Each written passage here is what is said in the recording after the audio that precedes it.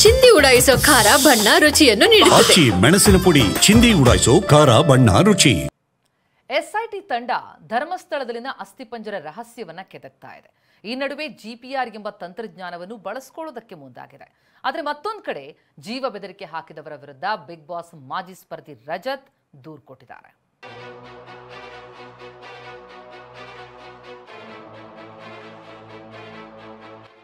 ಕ್ಷಣ ಕ್ಷಣಕ್ಕೂ ಕುತೂಹಲ, ಏನಾದರೂ ಸಿಕ್ಕೀತೇನೋ ಎಂಬ ಕೌತುಕ. ಧರ್ಮಸ್ಥಳದ ಅಸ್ಥಿಪಂಜರ ಕೇಸ್ ಸದ್ಯ ಎಸ್ಐಟಿ ತನಿಖೆಗೆ ಕೈಗೆತ್ತಿಕೊಂಡಿದೆ. ಅನಾಮಧೇಯ ಹೇಳಿದ 1 ರಿಂದ 12 ಸ್ಥಳಗಳಲ್ಲಿ ಈಗಾಗಲೇ ಶೋಧವೂ ನಡೆದಿದೆ. ಆದರೆ ಕೊನೆಯ ಅಂದ್ರೆ 13ನೇ ಪಾಯಿಂಟ್ ಮಾತ್ರ ಬಾಕಿ ಉಳಿದಿದೆ. ಅದೇ ಜಾಗದಲ್ಲಿ ಈಗ ಜಿಪಿಆರ್ ಮೂಲಕ ಶೋಧಕ್ಕೆ ತಯಾರಿ ನಡೆದಿದೆ. ಅನಾಮಧೇಯನ ದೂರು, ಪತ್ತೆಯಾಗದ ಕುರುಹು. ಜಿಪಿಆರ್ ತಂತ್ರಜ್ಞಾನ ಬಳಸಲು ಮುಂದಾಯಿತು ಎಸ್ಐಟಿ. ದೂರುದಾರ ಹೇಳಿದ್ದ 1 ರಿಂದ 12 ಸ್ಥಳಗಳಲ್ಲಿ ಈಗಾಗಲೇ ಶೋಧ ನಡೆದಿದೆ. ಆದರೆ ಈ ತನಕ ಅಂಥ ಕುರುಹುಗಳೇನೂ ಸಿಕ್ಕಿಲ್ಲ. ಈಗ ಬಾಕಿ ಉಳಿದಿರೋ 13ನೇ ಪಾಯಿಂಟ್ ಭಾರಿ ಕುತೂಹಲಕ್ಕೆ ಕಾರಣವಾಗಿದೆ. ಯಾಕಂದ್ರೆ ಇದೇ ಪಾಯಿಂಟ್ 13ರಲ್ಲಿ ಯಥೇಚ್ಛವಾಗಿ ಹೆಣಗಳನ್ನು ಹೂತು ಹಾಕಿದ್ದಾಗಿ ಅನಾಮಿಕಾ ಹೇಳ್ಕೊಂಡಿದ್ದಾನೆ. ಅಲ್ಲದೆ ಈ ಪಾಯಿಂಟ್ ಗುರುತು ಕೂಡ ದೊಡ್ಡದಿದೆ. ಕಿಂಡಿ ಅಣೆಕಟ್ಟು ಪಕ್ಕದಲ್ಲೇ ಈ ಜಾಗವಿದ್ದು ಪವರ್ ಲೈನ್ ಕೂಡ ಇದೆ. ಜೊತೆಗೆ ಈ ಜಾಗ 7-8 ಅಡಿ ಎತ್ತರವಾಗಿದೆ. 9ನೇ ದಿನವಾದ ನಿನ್ನೆ ಇಲ್ಲಿ ಶೋಧ ನಡೆಯುತ್ತೆ ಅಂತ ಅಂದ್ಕೊಳ್ಳಾಗಿತ್ತು. ಆದರೆ ಯಾವುದೇ ಶೋಧ ಕಾರ್ಯವೇ ನಡೆಯಲಿಲ್ಲ. ಯಾಕಂದ್ರೆ ಎಸ್ಐಟಿ ಜಿಪಿಆರ್ ತಂತ್ರಜ್ಞಾನ ಬಳಸಲು ಮುಂದಾಗಿದೆ.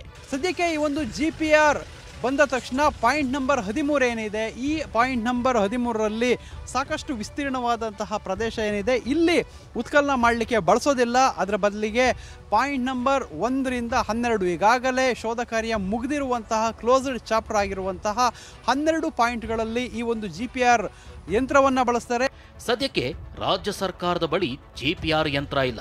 ಹೀಗಾಗಿ ಎಸ್ಐಟಿ ಅವರು ಈಗಾಗಲೇ ದೆಹಲಿ ಸಂಸ್ಥೆಗಳ ಜೊತೆ ಮಾತಾಡಿದ್ದಾರೆ. ಅವರೊಂದಿಗೆ ಒಪ್ಪಂದವಾಗಿ ಬಳಿಕ ಸರ್ಕಾರದಿಂದ ಅನುಮತಿ ಪಡಿಬೇಕು.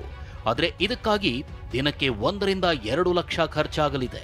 ಅಲ್ಲದೆ ವಿಜ್ಞಾನಿಗಳೇ ಈ ಜಿಪಿಆರ್ ಅನ್ನು ಆಪರೇಟ್ ಮಾಡಬೇಕು. ಒಂದು ವೇಳೆ ಜಿಪಿಆರ್ ಬಳಕೆ ನಿಚ್ಚಳವಾದರೆ ಪಾಯಿಂಟ್ ನಂಬರ್ 1 ರಿಂದ 12ರವರೆಗೂ ಮತ್ತೆ ಶೋಧ ನಡೆಸಲಾಗುತ್ತೆ.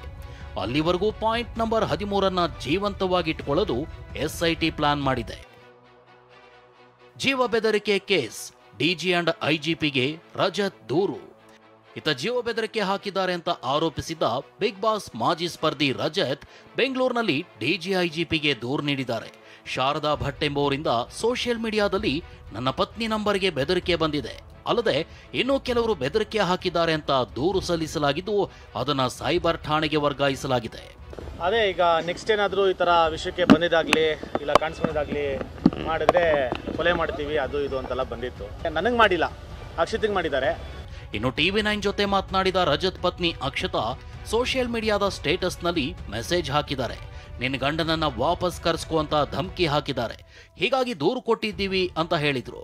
ಕರ್ಕೊಂಡೋಗು ನಿನ್ ಗಂಡನ, ಇಲ್ಲಾಂದ್ರೆ ಮೂಟೆ ಕಟ್ಟಿ ಸಿಲಿಂಡರ್ ಹಾಕಿ ಆಗ್ತೀವಿ ಅನ್ನೋದು ಇನ್ನೊಂದು ಸ್ಟೇಟ್ಮೆಂಟ್ ಬಂದಿದೆ. ಅಕಸ್ಮಾತ್ ಏನಾದ್ರು ಹೆಚ್ಚು ಕಮ್ಮಿ ಆದ್ರೆ ಏನ್ ಗತಿ ಆಮೇಲೆ? ಅದಕ್ಕೆ ನಮ್ಮ ಪ್ರಿಕಾಷನ್ ಮೆಷರ್ಸ್ ಆಗಿ ನಾವು ಹೋಗಿ ಒಂದು ಕಂಪ್ಲೇಂಟ್ ಲಾಂಚ್ ಮಾಡೋದು ಅನ್ಕೊಂಡು ಇವತ್ತು DHA ಆಫ್. ಯೂಟ್ಯೂಬರ್ ಮೇಲೆ ಹಲ್ಲೆ, ಓರ್ವ ಅರೆಸ್ಟ್. ಇನ್ನು ಮೊನ್ನೆ ಧರ್ಮಸ್ಥಳದಲ್ಲಿ ನಡೆದಿದ್ದ ಯೂಟ್ಯೂಬರ್ಗಳ ಮೇಲಿನ ಹಲ್ಲೆ ಪ್ರಕರಣ ಸಂಬಂಧ ಓರ್ವನನ್ನ ಬಂಧಿಸಲಾಗಿದೆ. ಜೀಪ್ ಚಾಲಕನಾಗಿರುವ ಕನ್ಯಾಡಿ ನಿವಾಸಿ ಸೋಮನಾಥ್ ಸಪಲ್ಯ ಬಂಧಿತ ಆರೋಪಿಯಾಗಿದ್ದು ಈತನನ್ನ 14 ದಿನ ನ್ಯಾಯಾಂಗ ಬಂಧನಕ್ಕೆ ವಿಧಿಸಿ ಬೆಳ್ತಂಗಡಿ ಕೋರ್ಟ್ ಆದೇಶಿಸಿದೆ. ಇನ್ನು 100 ಜನರ ಮೇಲೆ FIR ದಾಖಲಾಗಿದ್ದು ಆರೋಪಿಗಳಿಗಾಗಿ ಪೊಲೀಸರು ಬಲೆ ಬೀಸಿದ್ದಾರೆ. ಮತ್ತೊಂದೆಡೆ ಜಾಲತಾಣದಲ್ಲಿ ಪ್ರಚೋದನಾಕಾರಿ ಹೇಳಿಕೆ ವೈರಲ್ ವಿಚಾರವಾಗಿ ಮಹೇಶ್ ಶೆಟ್ಟಿ ತಿಮರೋಡಿ, ಗಿರೀಶ್ ಮಠಣ್ಣನವರ್, ಪುನೀತ್ ಕೆರೆಹಳ್ಳಿ 3 ವಿರುದ್ಧ ಬೆಳ್ತಂಗಡಿ ಠಾಣೆಯಲ್ಲಿ FIR ದಾಖಲಾಗಿದೆ. ಪೃಥ್ವಿರಾಜ್ ಬೊಮ್ಮನಕೆರೆ, TV9 ಮಂಗಳೂರು.